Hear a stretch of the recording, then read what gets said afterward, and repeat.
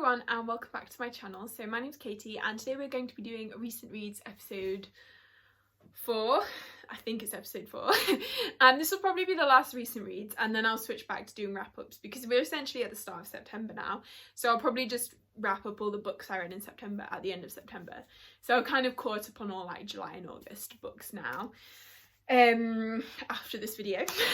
So yeah, so we've got again about 10 books to talk about, which I think is quite a good number actually. So I don't know if maybe I'll stick to the like 10 book number, but honestly I can't see myself reading more than 10 books in September because it's gonna be quite a busy month, so it will probably just be a September wrap up.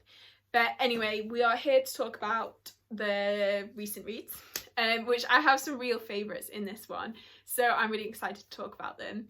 And kind of old favourites, kind of, you'll see. Yeah, so let's just get started. So the first book I read, I think I'm actually going backwards, so this was actually the most recent book I read, but the first book I'm going to talk about is Heartstopper Volume 4, and I love Heartstopper. Like, it's such a comfort series, and I feel like it's been so long since I read them, but so I actually reread all the volumes, but volumes 1 to 3 were rereads, and volume 4 was new. But I love them all. Like, I gave it 5 stars, obviously. I just love Nick and Charlie and their story, and like I feel like if I'd had the stories as a teenager they would have meant so much to me, because it's just like being a teenager and like the struggles of a teenager, especially like queer teenagers and all. I just love it. So yeah, Nick and Charlie are the cutest, and it just fills you with like all the warm fuzzies. And in this story, especially in chapter 6, the second half of the book anyway, a lot of it's about Charlie's journey with his eating disorder, which I think is interesting. I think it is it's very kind of surface level, because I think it has to be for like the format and the YA style and things.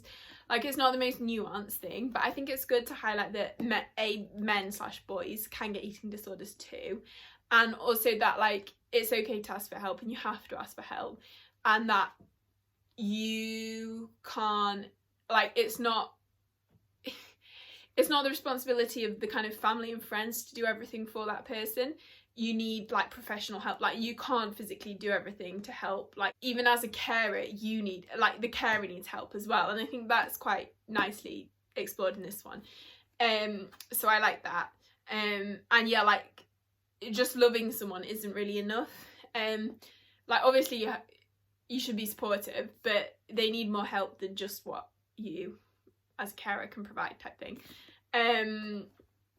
So yeah, I don't think it quite shows the kind of a devastation and wreck that eating disorders can have on people's lives, but I think that wouldn't really be fitting with the tone of Heartstopper. So yeah, I thought it was well done, kind of for its intended audience and purpose type thing. But yeah, I just really loved it, and I love their relationship and it's so supportive and things. So yeah, would highly recommend the Heartstopper series. Yeah, okay, and I'm so excited for the TV show. I just remembered like the whole cast and everything have been announced, so I think they've done all the filming, and oh, I can't wait. It's gonna be like so cute. Yeah, so anyway, so then next I'll talk about, so I read books 3 and 4 of The Rain Wild. So books 3 is City of Dragons, which I gave 4 stars, and then book 4 is Blood of Dragons, which I gave like 5 stars, well 4.75, but kind of close to 5, because okay, so The Rain Wild, I didn't go in with the highest expectations because they do have slightly kind of mixed reviews, but I love them so much. They are such like a comfort series for me now. Just the characters, I love them and their little trashy selves, and actually the character growth, especially of some of the characters, is so good throughout the series. And especially in book 4, I love the bonds that the characters have with their dragons, and the dragons are just so like iconic. I think my favourite dragon's Relpter, but I love them all. So yeah, so book 3 I think I enjoyed, but it did kind of feel like almost like a prologue to book 4, and I think originally, or just it didn't feel like a separate book from book 4. It just felt like the story kind of continued on into the 2. And I think originally Robin Hobbit said it was one big book, but they split it into 2. I think it did work well split in 2, but I just feel like in book 3 there wasn't really a conclusion almost. It was kind of almost set up as a cliffhanger for book 4. But yeah, I can't even really distinguish between the two in my head, to be honest. Exploring Kelsingra, which is the kind of mystical city, and the Elderlings are kind of getting settled in there, and especially in book 4, one of the characters, Rapscal, his arc in particular, I thought was very interesting. I don't want to say funny, but it entertained me. I don't even know why, but yeah, just the kind of change his character goes through. And also in book 4 we have a big showdown between Elise and Cedric and Hest, and I love that. That scene was so satisfying. Yeah, and I think characters sort of end up where they're meant to be, which I quite liked. And also we get quite a lot of some of the live ships characters. So Malta and Rain actually are arguably the main characters in books 3 and 4. They have a very big role to play, and I will just say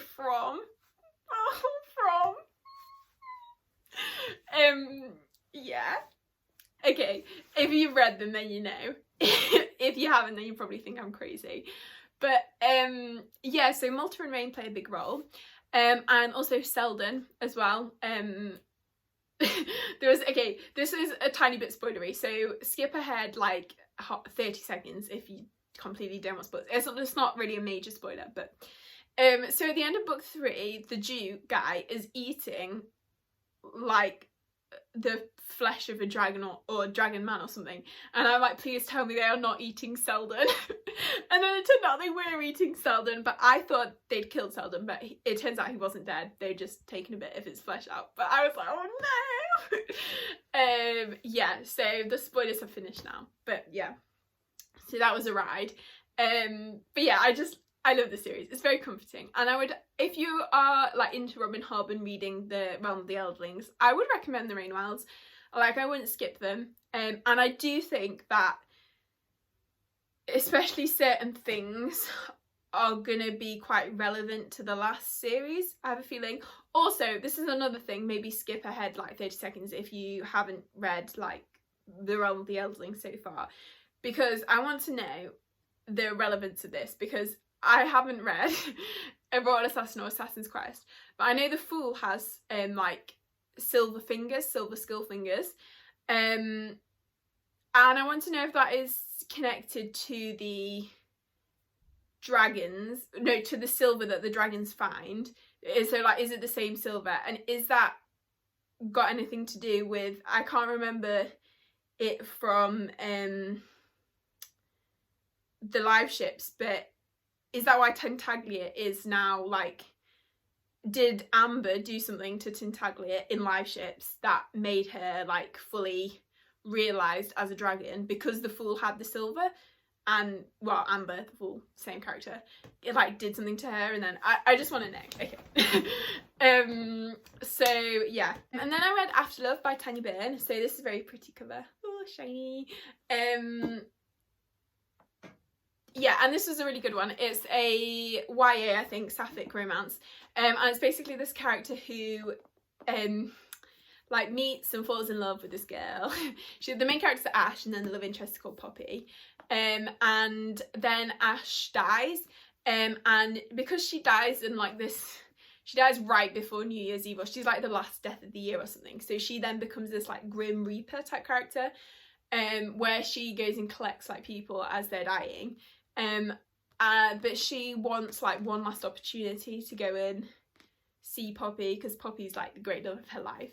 So I really liked it. I really liked the romance. I thought that was really good, and I like the themes of kind of death and grief as well. I thought that was good, and almost the kind of fruitlessness of death, like it just happens. Like sometimes there's no deep meaning to it, it's just a tragedy type thing. And also the kind of like cherishing your life while you're alive, I like that. Yeah, I always like books that explore death, and like ghost romances are just peak angst. So I really enjoyed this one. I definitely recommend. Definitely made me quite emotional. Like I think again it's just those themes of like death and grief, and I like books that explore grief as in almost like grief for yourself, and like grief so books from POVs of characters who have died. So Under the Whispering Door is another one like this, and it's like almost grief for your life, like you're grieving yourself and like regrets and things you've missed out on and type thing, like almost the unfairness of it. I think that's very interesting.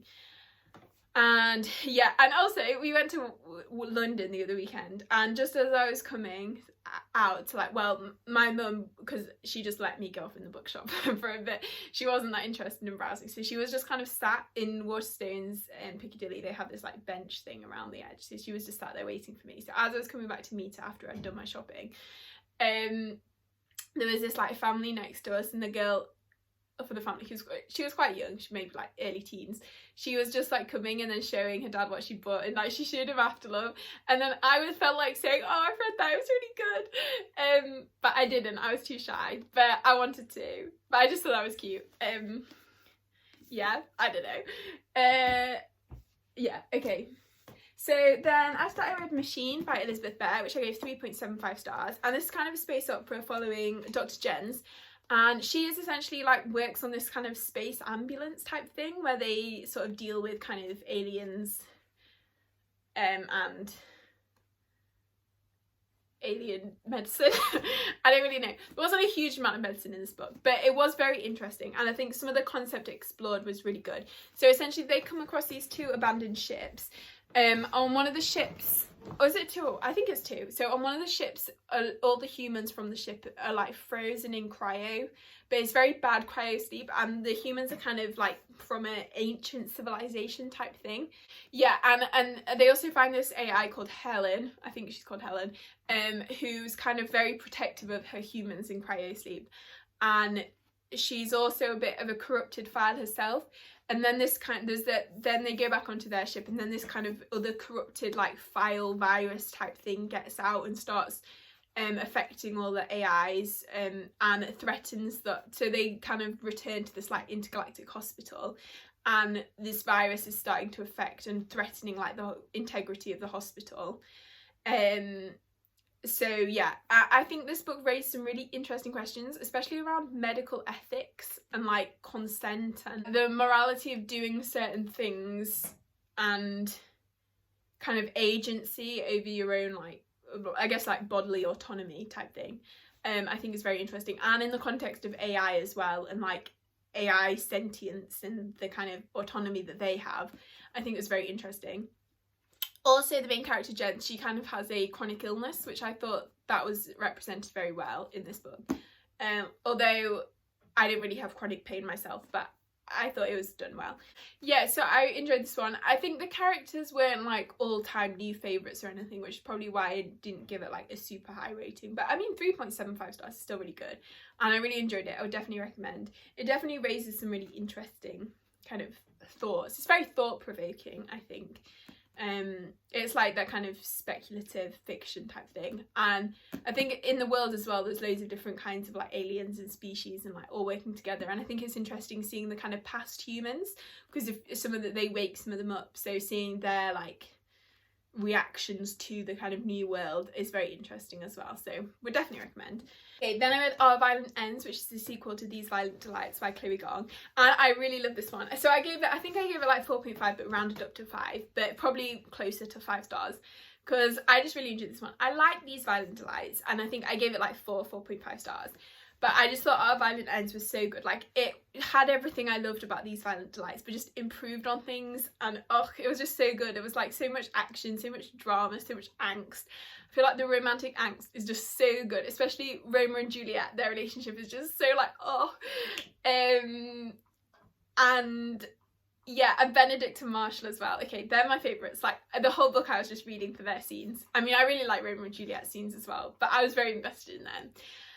And I thought their arc was really well done. I liked it a lot. And I also thought Juliet's character, I think this was my favourite thing about this book. So in These Violent Delights, I think Juliet's character was like the weakest element for me, and what kept me from giving it like 5 stars, because I thought she was just, the way she was written was a bit, cliche almost, but I feel like in this book, her character improves so much, and I loved her in this book. She was probably my favourite, I mean, other than Benedict, because I love him. She's probably my favourite character in this book. And I really love that kind of thing where she's so torn, and she knows she's like doing the right thing, but it's her to care and yeah, so I really like that. I like how the politics and the kind of revolution kind of it was all tied into kind of the events and the wars that were happening. And I really liked how in the book, so the gangsters are becoming kind of more and more almost irrelevant, and so Romeo and Juliet are kind of having to grapple with how their new like role in society, I guess, fits, because they're not these kind of heirs of these powerful gangsters anymore, or the gangsters are becoming more sort of irrelevant, yeah. So they're having to kind of work out how they're going to try and fit into this new regime with like clawing their way back to power type thing. So I thought I really like that theme and how that was explored as well. And I just love the setting, like the 1920s, and the way the author writes it is just so like atmospheric, and you just picture yourself there and like all the glitz and glamour. I just thought it was really good. I really liked it. Would highly recommend. And then we have so a couple of novellas, so Silver in the Wood and Drowned Country, both by Emily Tesh, and they're like companion novellas, sequels. So Silver in the Wood, we're following this character Tobias, who's like lived in the wood. He's like the woodman type thing. I don't know, he's very much at one with the wood, like he has powers of like wood magic. I don't really know. He's like the guardian of this magical woods essentially. And then this other character Silver comes along, and he's like the new lord of this house on the outskirts of this village, and he and Tobias sort of have like strike up a friendship type thing. But then there's this character like Fabian, I think he's called, who's like coming around at midsummer or something, and he lures Silver away, and then Tobias has to like try and save him. But I just love these novellas because they're so atmospheric. Like the atmosphere is insane. It's like that woody, like forest in autumn type vibe, and it just the way the author writes is just so good. And I don't know, I just thought it was really like, well, you just feel like you're reading the book on like a day where you're like curled up with a cup of tea and it's autumn and like the wind's blowing and like leaves are swirling, and I don't know, it's just perfect, that cozy feeling, just oh. And then the Drowned Country is a sequel, so it's essentially following Silver and Tobias again, although their roles have slightly changed now, but I won't say why because it kind of spoils the first book. But they are essentially, the first kind of half of the book, they go to this like haunted manor, abbey type thing. It's an abbey, not a manor. This haunted abbey, and there's this like, I swear it's like a vampire or something, and have to save this girl. And then the second half, they sort of end up in fairyland in this like previously drowned woods. And I really like the second book as well, just as atmospheric and good. And I really liked especially Silver's character in the second book, his kind of arc type thing. Yeah, so highly recommend. And also the audiobook, I listened to the audiobooks this time, and I really liked the audiobook. The narrator is so good. So it's Matthew Lloyd Davis, who he narrates a load of, so this is another story, okay, so I finished those two now, but Audible Plus or something have now a load of extra audiobooks. So I was browsing through to see if there's any ones that I maybe would have liked to read. So the first thing I did was go to the LGBTQ section, obviously, and there I discovered some audiobooks from KJ Charles. So I think she has a sapphic like Regency romance I've read and I liked, but then she had some other ones on there. I don't think any of them were sapphic, but they were like Achillean. So I decided to read one, and then I got a bit into them. So I had to read the whole series then, because I love romance books when they're like what do you call it, where they're like interconnected. I don't know, like the Brown Sisters books type thing. Like it's romances, they're different romances, but they're all set in the same world and you have like the same characters. So anyway, I got invested in them, and it's the same audiobook narrator, and I really like him. He does very good audiobook narration, so yeah. I don't know why I went down that tangent, and I think I just discovered this new love of like Regency romance. So if you have any Regency romance recommendations, especially sapphic ones, then I really want to know. I feel like I've read Olivia Waite's books. What else have I read? I'm sure I've read some others, but I can't remember. But anyway, okay, then the last book I have to talk about is Best Served Cold by Jo Abercrombie, and this one I really enjoyed. So I gave it 4 stars because I loved it a lot more than the first Law books, but I didn't love it quite as much as Age of Madness. I just feel like nothing will come close in my heart to Age of Madness, but I really enjoyed this one. The 2 main characters were following on Monza, who she's quite an iconic character. So at the start of the book, she essentially gets betrayed by her king, or Grand Duke king, so they're kind of the same like role. So she's been like a loyal mercenary to him all her life, like she's won him loads of battles and things, but he essentially betrays her because he's worried that she's gonna like usurp him. So yeah, he kills her and her brother. Well, no, he doesn't kill her. He tries to kill her and her brother, successfully kills her brother, but doesn't end up killing Monza. So then the whole book is Monza essentially getting her revenge. So she's getting her revenge on like the 7 men that were there at the scene of the crime. And in the books, I really like the structure of the book because it's split into 7 parts, and each part is her getting revenge on like one person. But the way you think it would get repetitive, but the way it's done, it's like each death this is gonna sound really like morbid. Each death is so like different, and like it keeps you interested because I think it's really masterfully done how each death is so different, and I feel like as the book progresses, they get almost more like intertwined, and the politics start getting like tied in, and they become more and more almost higher stakes type thing, which I really enjoyed. There's some really like iconic scenes. The whole like Cardotti's sequence, I think this would make such a good like mini series on TV, and the Cardotti's episode would just be insanely good, and like characters just come and yeah, and there's some other really good bits that I love, especially towards the end. So basically Monza gathers around her like a crew to help her with her revenge journey, and then towards the end they all start turning on each other, which is so entertaining. I feel like this is a really entertaining book for Jo Abercrombie's. It's probably there's so much like humour, but like really dark humour laced through it, which I really liked. So I would say the main character other than Monza is Shivers. So I've only previously met Shivers in the context, actually I have, he is in First Law, but quite a small part I think. So I've met him in the context of Age of Madness, which I really like him in Age of Madness actually. He's like a kind of father figure for Ricky. But in this book, we're sort of seeing his character's very interesting journey. So he has essentially come to Styria, which is where the book's set, to try and become a good person. And like leave his past behind him. But then he gets pulled into Monza's schemes. And things maybe don't go quite as he planned. But Monza and Shivers are such a funny pair. Yeah, and then there's some other characters that get pulled into Monza's schemes as well. So there's this poisoner, Moravia, and his assistant Day. I really love Day. She's a really good, interesting character.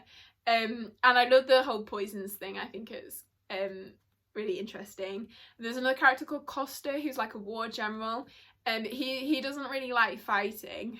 He's quite like lazy and drunk. But so I didn't like Costa that much at first, but he really grew on me, especially towards the end, and he was probably one of my favourites towards the end. And I'm sure there's a couple of others as well. I think Vitari, who I think is in First Law as well. I'm sure I've met her character before. But yeah, I think this is a really good standalone. I definitely recommend it, and I enjoyed it a lot. So yeah, so that's all the books I'm going to talk about in this recent reads. I hope you enjoyed the video. Let me know in the comments what book you read recently, and if you enjoyed it or not. I would love to know. And if you enjoyed the video, please give it a like and consider subscribing if you haven't already. And I hope you're all having a really great day, and I will see you next time.